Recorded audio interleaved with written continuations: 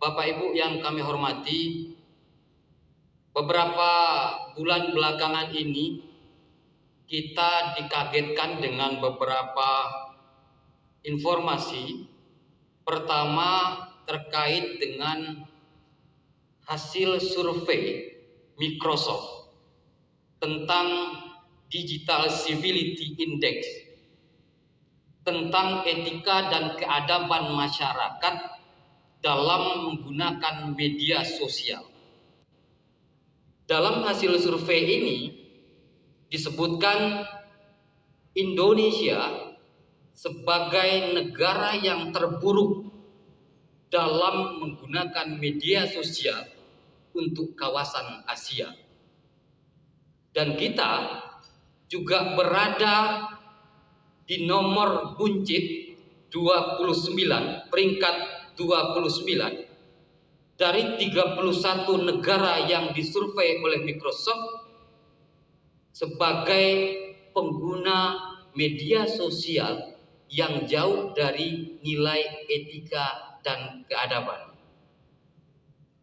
Hasil survei ini tentu sangat bertentangan dengan kita sebagai masyarakat timur, masyarakat yang penuh dengan sopan santun, masyarakat yang mayoritas penduduknya muslim, tetapi etika dan keadabannya dalam menggunakan media sosial atau dunia maya, kita justru terburuk di kawasan Asia. Padahal dulu kalau orang tua kita sering berpesan, berpikir dulu baru berbuat dan berbicara. Tapi hari ini kita menghadapi keadaan orang berbuat dahulu, berpikir kemudian. Dan lebih tragisnya lagi, ada orang yang berbuat, kadang tidak berpikir. Orang lebih gampang melakukan sharing ketimbang melakukan saring. Jempol masyarakat kita terlalu mudah melakukan sharing informasi, apakah sudah terverifikasi atau belum. Yang penting kita berbuat, berpikir belakangan, bahkan kalau perlu tidak perlu dipikirkan.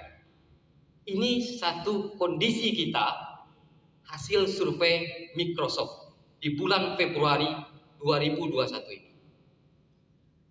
Dan informasi kedua yang kita temukan juga adalah hasil riset dari UNESCO. Walaupun riset ini di tahun 2016 yang menyatakan tentang budaya literasi membaca masyarakat Indonesia yang juga sangat buruk. Kita berada di urutan ke-60 dari 61 negara yang disurvei tentang budaya literasi membaca. Kita satu peringkat di atas Thailand, 59. Dan satu peringkat di bawah Botswana, negara di ujung Afrika Selatan. Posisi kita di peringkat 60. Artinya, budaya membaca masyarakat kita hanya 0,001%. 1.000 orang masyarakat Indonesia hanya punya minat baca 1 orang. Ini hasil survei dari UNESCO. Tapi di sisi yang lain, kita lihat data dari Kominfo. Tingkat masyarakat pengguna media sosial di tahun 2021 ini peningkatannya cukup tajam.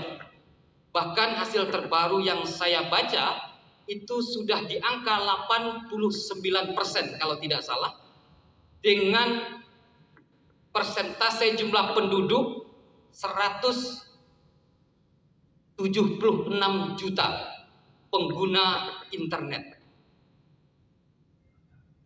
Artinya, satu sisi kita dihadapkan dengan budaya literasi membaca yang rendah, dan pada sisi yang lain, kita dihadapkan dengan tren baru peningkatan pengguna media sosial atau internet yang jumlahnya semakin tajam. Tentu ini sesuatu yang tidak balance. Artinya akan banyak orang menggunakan pisau bukan oleh ahlinya, bukan mereka yang punya pengetahuan di belakangnya, karena hanya satu orang dari 1000 orang yang tertarik, yang suka dan rajin dalam dunia membaca. Ini dua fenomena yang kita hadapi hari ini, dan bahkan di era pandemi pun, bahkan jumlah penyebaran kabar bohong yang dirilis oleh Kominfo itu juga sangat tinggi sekali. Kalau tidak salah sampai 1.800-an berita bohong yang beredar sejak Februari, Maret 2020 sampai Januari 2021. Bapak Ibu yang kami hormati, lantas apa kesimpulan kita? Bahwa masyarakat kita hari ini berhadapan dengan ruang terbuka di mana produksi konten tidak lagi satu arah, tapi bisa berbagai arah tanpa orang harus memiliki kualifikasi akademik dan pengetahuan. Prof. Haidar Nasir sempat menuliskan, kalau fenomena ini tidak diantisipasi, tidak menutup, ini akan memunculkan gejala perang dunia ketiga. Karena apa? Karena ruang medsos antara yang privat dan yang publik tidak ada kontrol nilai, tidak ada rujukan pengetahuan, dan tidak ada rujukan moral siapa yang benar. Kita bisa bayangkan jika seorang pemuka agama, jika seorang tokoh publik membuat keputusan, memberikan wacana dengan dasar informasi yang itu adalah kabar bohong, bagaimana umat, bagaimana masyarakat, bagaimana rakyat bersikap. Maka oleh karena itu Muhammadiyah melalui fikih informasi melakukan sebuah kantor budaya untuk memunculkan narasi-narasi alternatif yang kita sebut sebagai narasi moral untuk menghiasi ruang maya, untuk menghiasi media sosial kita. Kalau bukan kita, siapa lagi yang akan mengisi ruang-ruang media sosial dengan konten-konten yang positif?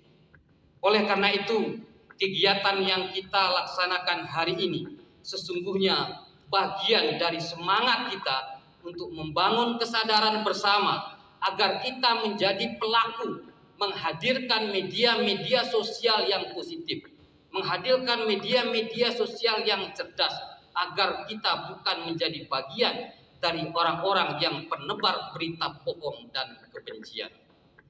Barangkali demikian sambutan dan pengantar singkat dari kami dari Suara Muhammadiyah. Semoga kegiatan ini ada manfaatnya untuk kita semua. Lebih dan kurang mohon dimaafkan. Billahi fi sabilil haq fastabiqul khairat. Wassalamualaikum warahmatullahi wabarakatuh. Waalaikumsalam.